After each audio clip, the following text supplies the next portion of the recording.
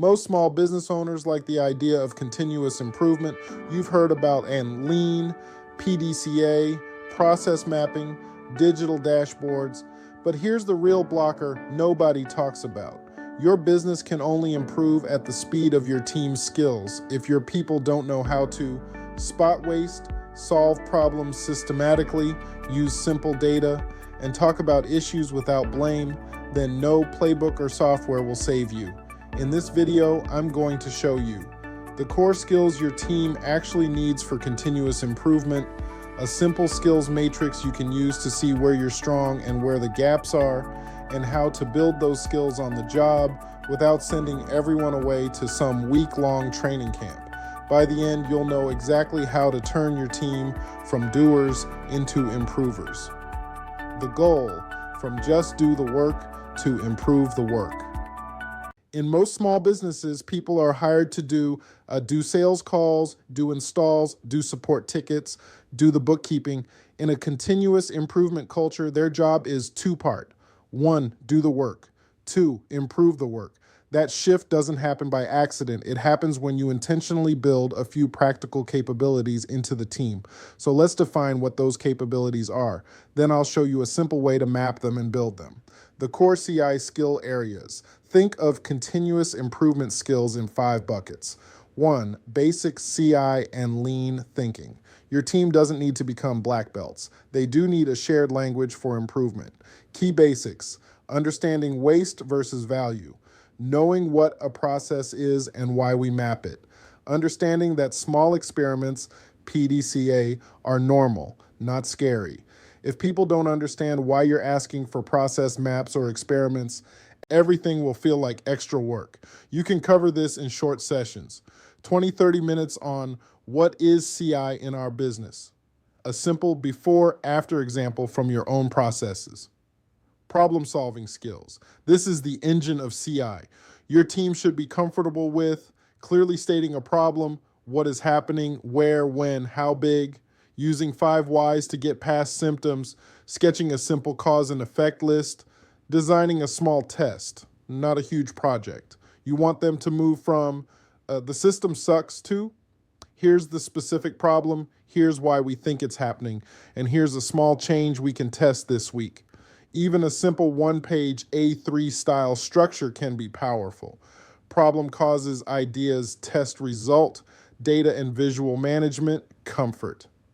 Most people in small businesses aren't data scientists, and they don't need to be. They do need to. Read a basic chart or dashboard. Understand the idea of a trend versus a one-off spike. Know the few metrics that matter for their process.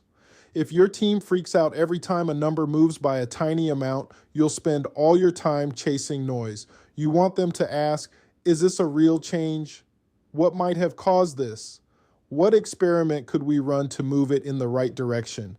Just getting comfortable looking at a simple visual board once a week is a big step. Standard work and documentation CI requires the ability to turn a better way into a simple checklist, script, or SOP.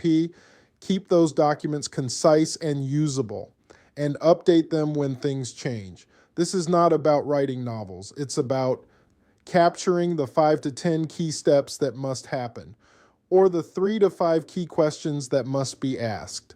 People need the skill of turning messy reality into simple, clear instructions others can follow. Communication and coaching behaviors. Finally, CI runs on conversation. Leads and managers need skills to ask open questions instead of giving orders, listen without jumping to blame, give feedback focused on process, not personality, facilitate short improvement huddles. Frontline people need to bring up problems constructively, share ideas clearly, and collaborate across roles. Without these soft skills, all the tools in the world just create friction.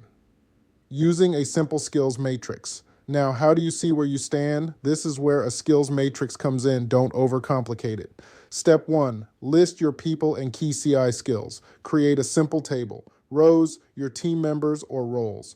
Columns, the skill areas. For example, columns, CI basics, understands waste, process thinking. Problem solving, 5 whys, simple PDCA. Data and metrics reads basic charts, uses KPIs. Standard work creates, uses checklists and SOPs. Communication and coaching for managers runs huddles, asks good questions. You can add technical CI tools later if you want, like mapping, 5S, etc., but start simple. Step 2, define a 1 to 5 scale. Use a clear, practical scale like 1, no experience, has not used this skill. 2, basic awareness, understands the idea, can use it with help.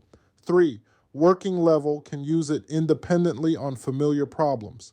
4, advanced, can handle more complex situations, improves the tool itself. 5, can train others, can coach and teach this skill. Write these definitions down so you're consistent. Step 3, rate each person. Honestly, bring your leads or managers together and rate people lightly. This is not a performance review, it's a capability snapshot. You might use manager judgment plus self-ratings from employees to prompt conversation. The goal is not to score people, the goal is to see patterns. We have nobody at level 4 or 5 in problem solving. Only one person can confidently run a PDCA cycle. Our frontline team has almost no exposure to data. Step 4, highlight critical roles and gaps. Next, ask, which roles must be at level 3 to 4 in each skill for our CI system to work? For example, process owners, 3 to 4 in CI basics, problem solving, and data. Team leads, 3 to 4 in communication, coaching, and running huddles. Frontline staff, at least 2 to 3 in CI basics and problem solving. Compare your target levels to current ratings. Now you have a skills gap map, where to train, where to pair people up, where you might need to hire or bring in help. Building CI skills without a massive training program. Once you see the gaps, how do you close them without sending everyone to a 5-day workshop? Here are practical, small, business-friendly strategies. Strategy 1, micro-training in the flow of work. Instead of big events, do 15 to 30-minute micro sessions during weekly huddles. Examples, in week 1, how to write a clear problem statement, use a real issue. Week 2, how to do 5 whys practice on last week's problem. Week 3, how to read our dashboard, walk through each metric, teach one concept, apply it immediately to something real, then move on. Strategy 2, learn by doing on real improvement projects. Pick a small improvement project and intentionally use it as a training ground. Examples, pair a less experienced team member with someone stronger in problem solving. Have a junior person lead the 5 whys session with support. Let a team lead run their first PDCA cycle and debrief afterward. You're delivering value and building skill at the same time. Strategy 3, create simple job aids. For each key skill, create tiny reference tools, a 5 whys worksheet, a 1-page PDCA template, a checklist for running a 15-minute huddle, a how to write a clear SOP guide. Post them where people work or keep them in a shared folder. The goal is to lower the mental barrier. I don't remember how to do this becomes, let me grab the sheet and walk through it. Strategy 4, internal, train the trainer. You don't need external trainers for everything. Identify 1 to 3 people who are naturally good at CI skills, enjoy teaching or coaching. Give them the mandate and time to lead micro trainings, sit in on improvement sessions, and coach, help others use the templates.